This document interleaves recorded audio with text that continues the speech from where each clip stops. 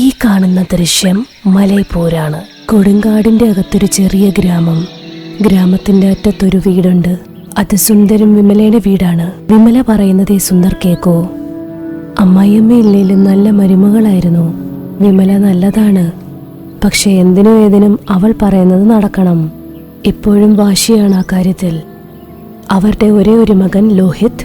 സ്വന്തം കൃഷിഭൂമിയിൽ അച്ഛൻ്റെ കൂടെ അവൻ കൃഷി ചെയ്യും. അമ്മയ്ക്ക് നല്ല ബഹുമാനം കൊടുത്ത് ജീവിക്കുകയായിരുന്നു. ലോഹിത് അമ്മ പറയുന്നതെല്ലാം കേൾക്കും. അമ്മ കല്യാണമൊക്കെ ആലോചിച്ച് അമൃത്തിനെ കൊണ്ട് കല്യാണം കഴിപ്പിച്ചു. അമൃതയുടെ നാട് സിംഗ്പൂരിയായിരുന്നു. മലൈപ്പൂരിൽ നിന്ന് 20 കിലോമീറ്റർ ദൂരെ. കാശുള്ള കുടുംബമായിരുന്നു. അവിടെയും ഒരേ ഒരു മകൾ മാത്രമായിരുന്നു. വീട്ടിലെ ജോലിയൊന്നും പഠിപ്പിക്കാതെ സ്നേഹത്തോടെയാണ് വളർത്തിയത് അമൃതയുടെ അച്ഛനും അമ്മയും. കാരണം അവൾക്ക് വലിയവരോട് ബഹുമാനമില്ല. വീട്ടിലെ ജോലികൾ ചെയ്യാൻ അറിയില്ല. പഠിച്ച് ജോലി ചെയ്യാൻ അവൾക്ക് ഇഷ്ടമല്ലായിരുന്നു.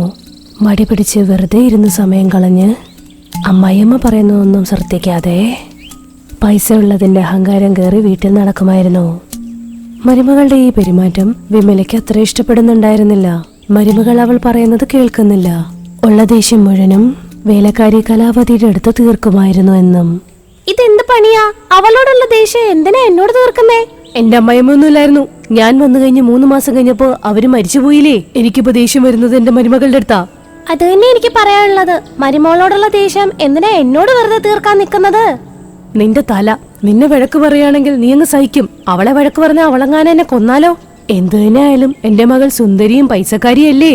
എന്നാ നിങ്ങൾ തെളിയിച്ചതാ നിങ്ങളുടെ മകള് സുന്ദരിയാണെന്നും നിങ്ങൾ നല്ല സൂത്രക്കാരിയാണെന്നും. ഇപ്പൊ നീ എന്നെ കളിയാക്കുകയാണോ അതോ പൊക്കി പറയാണോ? അതെ, മന്ത്ര കൈകയുടെ ചെവിയിലെ തലേണ മന്ത്രം പറഞ്ഞ പോലെ നിങ്ങളും ലോഹിത് മോന്റെ ചെവിയിലെ തലേണ മന്ത്രം ഓത്. ഈ ഒരു കാര്യം എന്റെ തലയിൽ ഇതുവരെ വന്നില്ല. അവളെ എന്റെ വഴിക്ക് വരുത്തണമെന്നുണ്ടെങ്കിൽ ഞാൻ മകനെ തന്നെ കയ്യിലാക്കണം. അങ്ങനെ പറഞ്ഞ ലോഹിത്തിനെ കയ്യിലെടുത്ത് അമൃതനെ അവളുടെ വഴിയിലെത്തിക്കും. അയ്യോ അമ്മ, അയ്യോ. അമ്മ പറഞ്ഞു. ഞാനും അച്ഛനും അത് തലകുനിച്ചനുസരിച്ചു. ഇന്നു മുതൽ നീയും അനുസരിക്കണം. അല്ലെങ്കിൽ ദിവസവും നീ എന്റെ കയ്യിൽ നിന്ന് മേടിക്കും. മനസ്സിലായോ? ഇങ്ങനെ പറഞ്ഞു പോയി. അതിനുശേഷം ഭർത്താവിനേക്കാളും അമ്മയെ പേടിച്ച് അമ്മായിയമ്മ പറയുന്നതെല്ലാം കേട്ട് നടക്കും. എന്റെ വീട്ടിലാണെങ്കിൽ ഒരു ജോലിയും ചെയ്യണ്ടായിരുന്നു. ഇവിടെ ഈ രാക്ഷസി എന്നെ കൊണ്ട് എല്ലാ പാത്രവും കഴിയിക്കുക. അപ്പുറത്തു നിന്ന് വേലക്കാരി ഇതെല്ലാം കേട്ടോണ്ടിരുന്നു. വിമല കൊച്ചമ്മ രാക്ഷസി. മനസ്സിലാഗ്രഹിച്ചത് അറിയാണ്ട് പുറത്തു വന്നല്ലോ. ഇതെങ്ങാനും എന്റെ അമ്മായിയമ്മ കേട്ടാലേ എന്റെ തല അങ്ങ് എടുത്തു കളയും. പേടിക്കണ്ട കുഞ്ഞു കൊച്ചമ്മേ, ഞാൻ വിമല കൊച്ചമ്മയുടെ അടുത്ത് പറയില്ല. പക്ഷെ പൊങ്കലിന് എനിക്ക് 2 സാരി എന്തായാലും തരണം. 2 എണ്ണോ? ഞാൻ നിനക്ക് 4 എണ്ണം തരാം. നീ രാക്ഷസിയുടെ കാര്യം പറയരുത്. പക്ഷെ കലാവതി വിമലയുടെ വിശ്വസ്തയായിരുന്നു. മരുമകൾ രാക്ഷസി എന്ന് പറഞ്ഞ് കളിയാക്കി ഈ കാര്യം പറഞ്ഞു. വിമലയ്ക്ക് മരുമകളോട് ഒന്നും കൂടെ ദേഷ്യമായി. എന്നെ രാക്ഷസി എന്ന് വിളിച്ചോ? ഇന്ന് തൊട്ട് ഈ രാക്ഷസി എന്താണെന്ന് അവളെ ഞാൻ അറിയിക്കും. ഇങ്ങനെ പറഞ്ഞ് ചീത്ത വിളിച്ചോണ്ട് എന്തെങ്കിലുമൊക്കെ എപ്പോഴെങ്കിലൊക്കെ പണി കൊടുത്തുകൊണ്ടേയിരുന്നു. ഈ കാര്യം അമൃത ലോഹിത്തിന്റെ അടുത്ത് പറഞ്ഞപ്പോ, വീട്ടുജോലിയെക്കുറിച്ച് പറയുകയാണെങ്കിൽ, പക്ഷേ അമ്മ പറയുകയാണെങ്കിൽ അത് ചെയ്യേണ്ടി വരും. വേറെ വഴിയില്ലാത്തോണ്ട് വീട്ടിലെ എല്ലാം ജോലി ചെയ്ത് മനസ്സില്ലാ മനസ്സോടെ അമ്മായിയമ്മ പറയുന്നതെല്ലാം കേൾക്കണമെന്ന് ഭർത്താവിനോട്, അമ്മായി അച്ഛനോട്, അവിടുത്തെ ഒറ്റിക്കൊടുക്കുന്ന വേലക്കാരിയോടും എല്ലാം ദേഷ്യമായിരുന്നു. എന്നാൽ ശരിക്കും ഒരു ദിവസം സിംഗ്പൂരിൽ നിന്ന് അച്ഛൻ വന്ന്, മോളെ അമൃത, മന്ത്രവാദിക്കാക്കി എന്നെ കാണാൻ വരുന്നുണ്ട്. വേഗം ഭക്ഷണം ഉണ്ടാക്ക്. അതാരാണ്? മന്ത്രവാദിനി കാക്കി.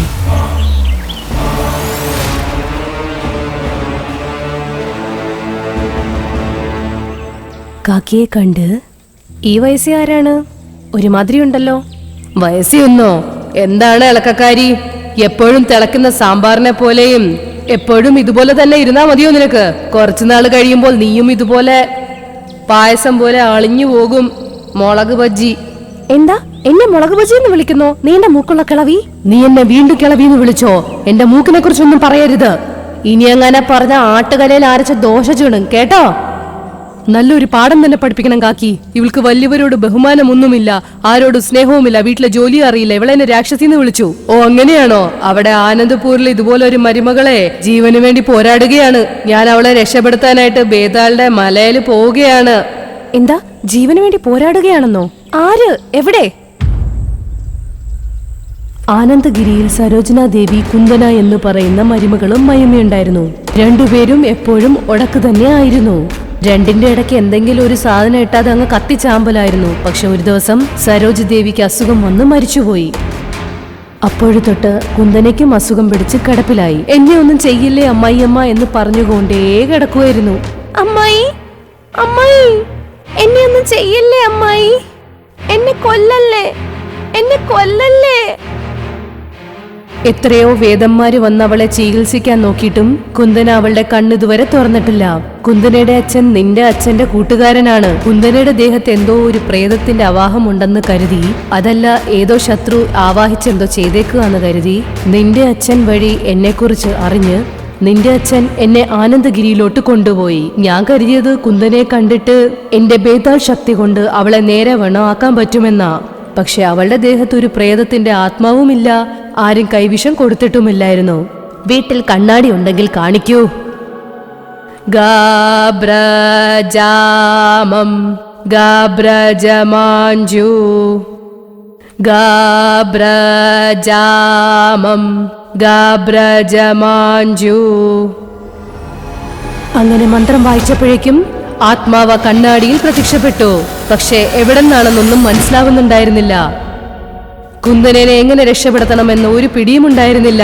അവളുടെ മരിച്ചുപോയ അമ്മായിയമ്മ സരോജ ദേവിയുടെ ആത്മാവിനെ വിളിക്കാനായിട്ട് തന്ത്രത്തിന്റെ രംഗോലി വരെ ഇട്ടു. ഗാബ്രജാമം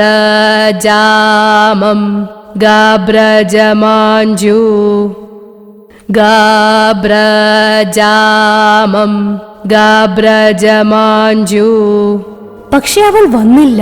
സാധാരണ മരിച്ചുപോയ ആത്മാവൊക്കെ ഇതുപോലെ മന്ത്രരംഗോലിയിൽ പ്രത്യക്ഷപ്പെടേണ്ടതായിരുന്നു. ഇതെന്താണെന്നറിയില്ല. അദൃശ്യ ആത്മാവിനെ കണ്ടുപിടിക്കാനായിട്ട് അവരുപയോഗിച്ച വസ്ത്രങ്ങൾ മതിയായിരുന്നു. എത്ര ശ്രമിച്ചിട്ടും അവരുപയോഗിച്ച വസ്ത്രങ്ങൾ ഉപയോഗിച്ച് ഞാൻ രംഗോലി വരെ ഇട്ടിട്ടും സരോജാദേവിയുടെ ആത്മാവ് ഇതുവരെ പ്രത്യക്ഷപ്പെട്ടില്ലല്ലോ. കണ്ണാടിയിൽ കാണിച്ച ആ ഒരു ആത്മാവ് എന്ന് പറഞ്ഞാൽ ഭൂമിയിൽ തന്നെ ഉണ്ടെന്നാണ്. ബേതാളിന് അത് കണ്ടുപിടിക്കാൻ പറ്റുന്നില്ല.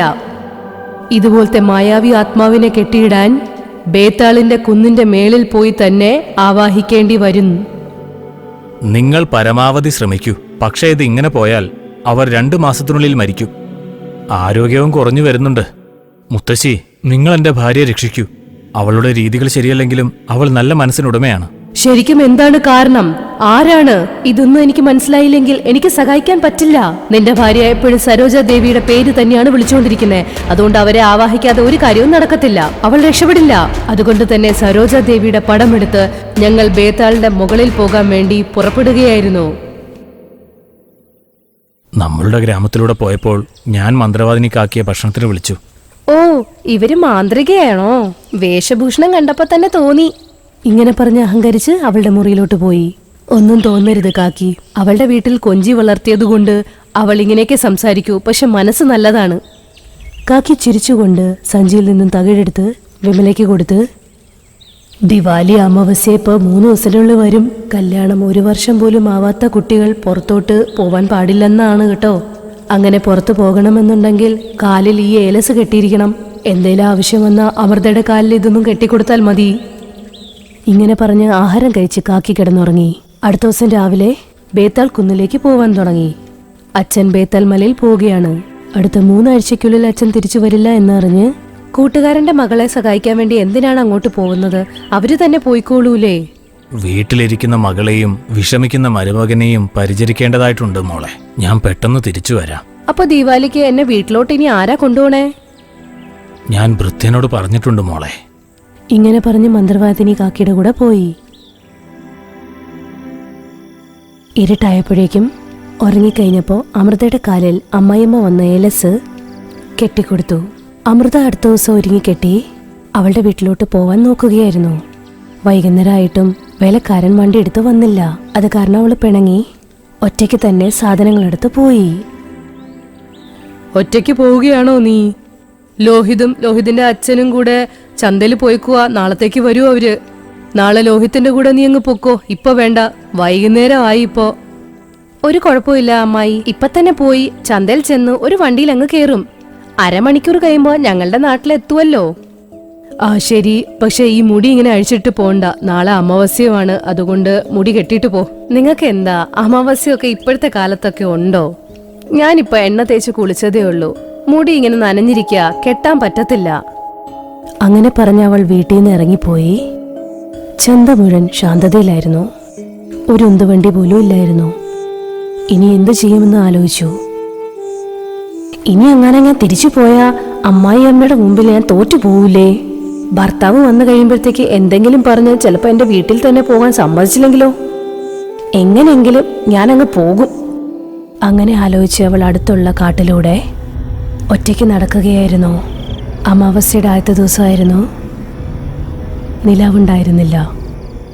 മുഴുവൻ കാട്ടിൽ നല്ല കൂരിരുട്ടായിരുന്നു.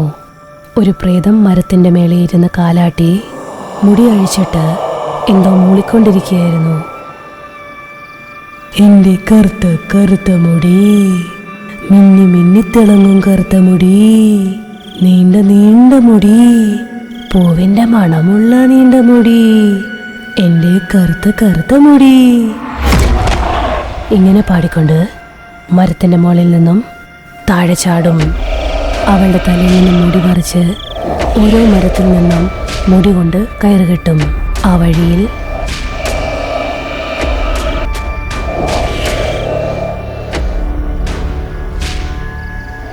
അവളുടെ മുടി ഒരു മരത്തിൽ നിന്നും വേറെ മരത്തിൽ കയറിന് പോലെ കെട്ടി മരത്തിന്റെ മുകളിൽ പോയിരിക്കും. ആരേലും മുടി അഴിച്ചിട്ടിട്ട് വന്നാൽ നല്ല രസമായിരുന്നു. ഇങ്ങനെ ആലോചിച്ച് നോക്കിയപ്പോ ദൂരത്തുനിന്നൊരു പെൺകുട്ടി നടന്നു വന്നത് കണ്ട്, എത്ര നാള് കഴിഞ്ഞാ ഒരു പെണ്ണ് വരുന്നത്, എന്റെ വിശപ്പെന്നണയും. അറിയാതെ തന്നെ അമൃത പ്രേതം കെട്ടിയിരുന്ന മുടിയുടെ അടിയിൽ തന്നെ നടന്ന് പ്രേതം നല്ല തക്കം നോക്കി മരത്തിന്റെ മുകളിൽ ഇരിക്കുകയായിരുന്നു. ആദ്യത്തെ മുടിയിലെ വള്ളിയുടെ അടി പോയി. പക്ഷെ അവൾക്കൊന്നും പറ്റിയില്ല. ഇതെന്താ, അവളുടെ മുടി അഴിച്ചിട്ടേക്കുകയല്ലേ, എന്നിട്ടും ഇവൾക്കൊന്നും സംഭവിച്ചില്ല. അവസാനത്തെ മുടിയിലൂടെ സഞ്ചരിക്കുമ്പോൾ അവളുടെ കാല് ഒരു ചെളിക്കുണ്ടത്തിൽ വീണുപോകും. അവളുടെ കാലവൾ വൃത്തിയാക്കിയപ്പോൾ ഏലസൂരി താഴെ വീണു. അവസാനത്തെ മുടിയുടെ കെട്ടിന്റെ അടിയിൽ കൂടെ പോയപ്പോ മരത്തിന്റെ മുകളിലിരുന്ന പ്രേതം വന്ന് അമൃതനെ ആവാഹിക്കും. അമൃത അവിടെ തന്നെ തലകറങ്ങി അങ്ങ് വീഴും. അടുത്ത ദിവസം സുന്ദർ വേറെ വഴിയിലൂടെ വരികയായിരുന്നു. അമൃതേനെ ബോധം കെട്ട് കിടന്ന് കണ്ട് വീട്ടിലോട്ട് കൊണ്ടുവരും. നീ മരുമകൾ എന്തിനാണ് തനിച്ചയച്ചത്? എന്തെങ്കിലും സംഭവിച്ചിരുന്നെങ്കിൽ. ഓ, അത്തവൻ തോന്നി. ഞാൻ എത്ര വട്ടം പറഞ്ഞതാ, അവൾ അതൊന്നും കേൾക്കാതെ അങ്ങ് പോയി. വഴിയിൽ എന്തെങ്കിലും കണ്ട് പേടിച്ചതാകും. വൈദ്യൻ വന്ന് അമൃതേനെ നോക്കി കുറച്ച് മരുന്നുകളൊക്കെ കൊടുത്ത്, ഇതില് പേടിക്കാനായിട്ടൊന്നുമില്ല, ഇവര് ഗർഭിണിയാണ്, അതുകൊണ്ട് ക്ഷീണിതയായി വീണതായിരിക്കും. അത് കേട്ടപ്പോൾ എല്ലാവർക്കും സന്തോഷമായി. അമൃത ഗർഭിണിയാണെന്ന്. പാതിരാത്രിയായപ്പോ അമൃത എണീറ്റു. എണീറ്റപ്പോഴേ അവൾ പാട്ട് പാടാൻ തുടങ്ങി. അവളുടെ മുടിയിൽ ചീപ്പ് വെച്ച് കൂതുകയായിരുന്നു. എന്റെ കറുത്ത കറുത്ത മുടി, മിന്നിത്തിളങ്ങും എന്റെ മുടി, നീണ്ട നീണ്ട മുടി, പൂവിന്റെ മണമുള്ള എന്റെ മുടി, എന്റെ കറുത്ത കറുത്ത മുടി. ഈ പാതിരാത്രിയിൽ ആരാ പാട്ട് പാടുന്നേ? അങ്ങനെ ആലോചിച്ച് അമ്മായി എണീറ്റ് അമൃതയുടെ മുറിയിൽ പോയി നോക്കും. പേടിപ്പിക്കുന്ന രീതിയിൽ വലിയ നീണ്ട മുടിയുമായിട്ട് അലമാരയുടെ മുകളിൽ ഇരുന്ന് മുടീനെ കൂതുകയായിരുന്നു. ഇത് കണ്ടതോടെ വിമല ഞെട്ടി പേടിച്ചു പോയി ബോധം കെട്ട് താഴത്തോട്ട് വീഴും. അടുത്ത ദിവസം അമൃതയുടെ മുടി ഒരു കുഴപ്പമില്ലായിരുന്നു. ഞാൻ രാത്രി കണ്ടത് സ്വപ്നമായിരുന്നു, സ്വപ്നം തന്നെ ആയിരിക്കും. ഇങ്ങനെ ആലോചിച്ചു പോയി. ഉച്ചയ്ക്ക് വിശന്ന് ആഹാരം കഴിക്കുന്ന സമയം അടുക്കളയിൽ പോയി നോക്കിയപ്പോ മുഴുവൻ ഭക്ഷണം ഒറ്റയ്ക്ക് കഴിക്കുകയായിരുന്നു. വിമല വായും തുറന്നു നിന്നുപോയി. ഇരുട്ടായി. വിമലയ്ക്ക് പേടിയാകുകയായിരുന്നു. അയ്യോ എന്റെ കലാവതി, ഇവിടെയാണെങ്കിൽ ചേട്ടനും മോനും ഒന്നും ഇവിടെ ഇല്ല. ഇന്ന് രാത്രിയിലേക്ക് എന്റെ കൂടെ നിക്കാമോ? എനിക്കാണെങ്കിൽ പേടിയാണ് രാത്രി. അതെന്താ കൊച്ചമ്മേ, മരുമകളില്ലേ ഇവിടെ? അവളെയാണ് എനിക്ക് ശരിക്കും പേടി. അതുകൊണ്ടാ നിന്നോട് നിക്കാൻ പറഞ്ഞത് ഞാൻ. മരുമോളാണെങ്കിൽ ഒരു 1.5 സാധനം, അമ്മയമ്മയാണെങ്കിൽ ഒരു 1.5. ഈ 1.5 ആയ അമ്മായിയമ്മ മരുമോളെ കണ്ട് പേടിക്കുമോ? എടി ഇപ്പൊ എന്തിനാ ഇതൊക്കെ സംസാരിക്കുന്നേ? ബാ, ആഹാരം കഴിച്ചിട്ട് കിടന്നുറങ്ങാം. അങ്ങനെ രണ്ടുപേരും കിടന്നുറങ്ങി. പാതിരാത്രി സമയമായി. മരുമകളുടെ മുറിയിൽ നിന്നും പാട്ട് കേൾക്കാൻ തുടങ്ങി. എന്റെ രണ്ടുപേരും മുറിയിൽ പോയി നോക്കിയപ്പോഴേക്കും മിന്നിത്തിളങ്ങും എന്റെ മുടി, നീണ്ട നീണ്ട മുടി, നീണ്ട മുടി, അലമാരുടെ മേളിൽ എന്റെ മുടി, എന്റെ കറുത്ത കറുത്ത മുടി, മിന്നിത്തിളങ്ങും എന്റെ മുടി, നീണ്ട നീണ്ട മുടി, പൂവിന്റെ മണമുള്ള എന്റെ മുടി, എന്റെ കറുത്ത കറുത്ത മുടി. ഓ, ഇത്രയുള്ള കാര്യം. ഈ വക കാര്യങ്ങളൊന്നും പേടിക്കാൻ പാടില്ല. നിങ്ങളെ പേടിപ്പിക്കാൻ വേണ്ടിയായിരിക്കും മരുമകൾ ഇങ്ങനെയൊക്കെ ചെയ്യുന്നത്. ഇങ്ങനെ പറഞ്ഞ് അവൾ മുറിയിലോട്ട് പോയി.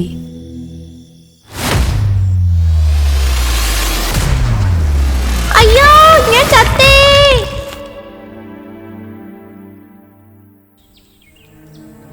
മകനും അച്ഛനും വീട്ടിലെത്തിയപ്പോ വിമല എല്ലാം പറഞ്ഞു.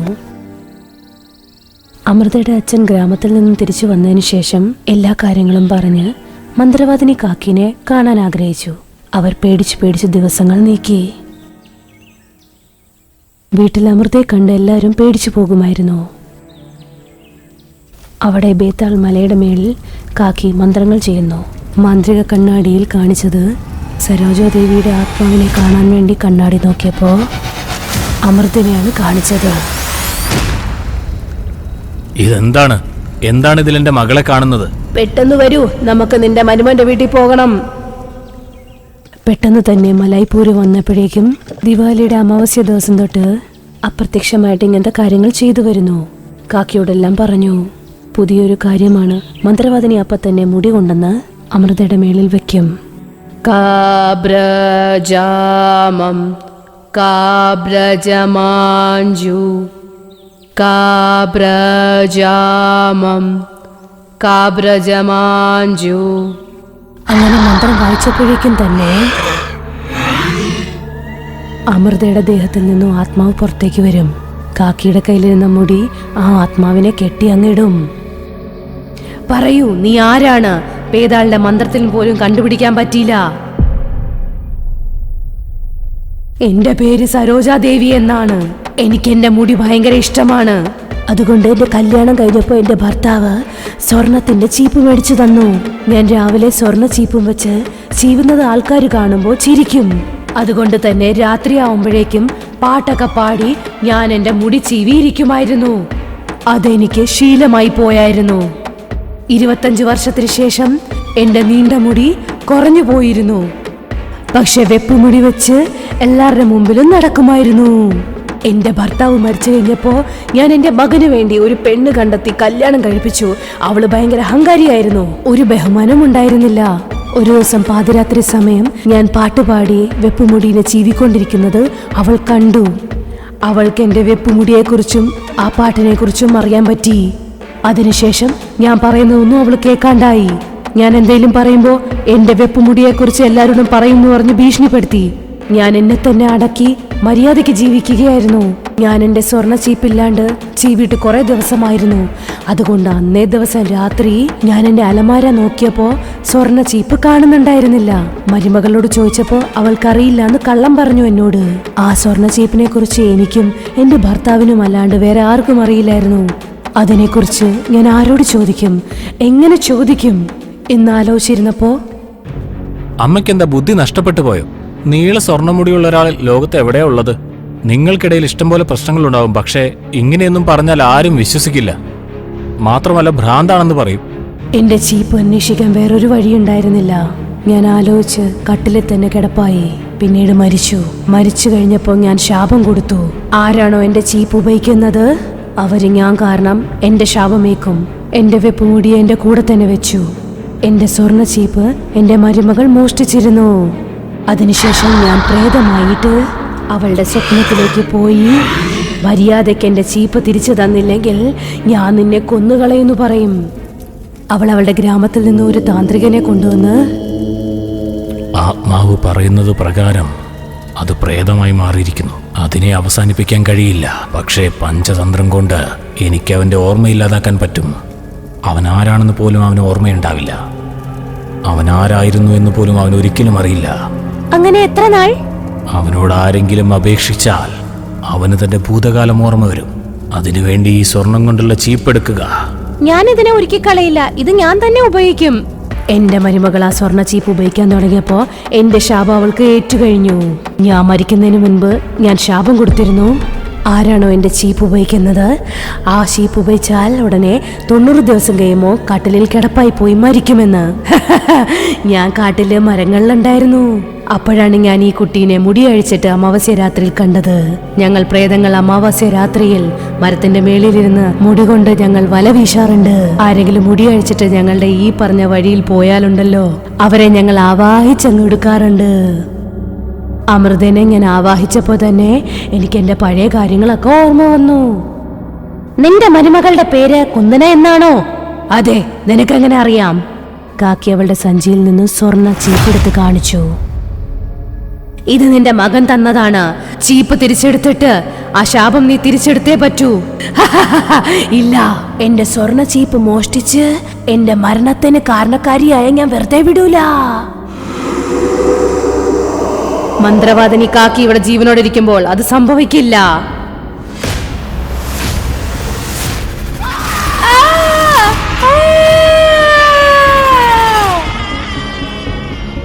മന്ത്രവാദിനി കാക്കിയുടെ മന്ത്രങ്ങൾ കൊണ്ട് അവൾ അടങ്ങി. ശരി, ഞാൻ ആ ശാപം എന്റെ മരുമകളിൽ നിന്ന് തിരിച്ചെടുക്കുകയാണ്. സ്വർണ്ണ ചീപ്പ് എന്റെ ശവക്കല്ലറിലിട്. പക്ഷെ ഈ ചീപ്പിൽ എപ്പോഴും എന്റെ ശാപം ഉണ്ടായിരിക്കും. പ്രേതം ആ ശാപം തിരിച്ചെടുത്തു. കുന്ദനയ്ക്ക് ബോധം വന്നു. അവൾക്ക് അവളുടെ തെറ്റ് മനസ്സിലായി. അവളുടെ കൈകൊണ്ട് ആ ചീപ്പ് സരോജാദേവിയുടെ കുഴിമാടത്തിലിട്ട് മാപ്പ് ചോദിച്ചു. അമൃതയ്ക്കും നല്ല ബോധം വന്നു. വലിയവര് പറയുന്നതൊക്കെ കേൾക്കാൻ തുടങ്ങി. അവളുടെ അമ്മായിയമ്മയുടെ കൂടെ നല്ല രീതിയിൽ പറയുന്നതൊക്കെ കേട്ട് ജീവിച്ചു. വിമലയും ഗർഭിണിയായ മരുമകളെ നന്നായി നോക്കാൻ തുടങ്ങി. കുറച്ചു ദിവസം കഴിഞ്ഞ് ഒടിഞ്ഞുപോയ എല്ലുകൾ കലാവതിയുടെ നേരെയാകാൻ തുടങ്ങി. അവൾ ജോലിക്കും വരാൻ തുടങ്ങി. അമ്മായി കലാവതിയോട് എല്ലാ കഥകളും പറഞ്ഞു. അപ്പൊ കുഴിമാടത്തിൽ ശരിക്കും സ്വർണത്തിന്റെ ചീപ്പുണ്ടോ? ഈ കാര്യം ഞാൻ എന്റെ ഭർത്താവിനോട് പറയണല്ലോ. എന്റെ ഭർത്താവാണ് ഈ പ്രേതങ്ങളോട് സംസാരിക്കുന്ന ആളല്ലേ. കുഴിമാടം പൊളിച്ച് ആ സ്വർണം കൊണ്ടുവരും. അത്രയും സ്വർണം ഞങ്ങളുടെ കയ്യിൽ കിട്ടിയാ പിന്നെ ഇവിടെ വന്ന് ഈ ജോലി ചെയ്യേണ്ട ആവശ്യമില്ലല്ലോ. അതെ രാക്ഷസി, എനിക്ക് അപ്പുറത്തെ ഗ്രാമത്തിലെ ശ്മശാനത്തിലെ നല്ല ജോലി കിട്ടിയിട്ടുണ്ട്. ഞാൻ പോവാ. എന്താ, നീ എന്നെ രാക്ഷസിന്ന് വിളിച്ചോ?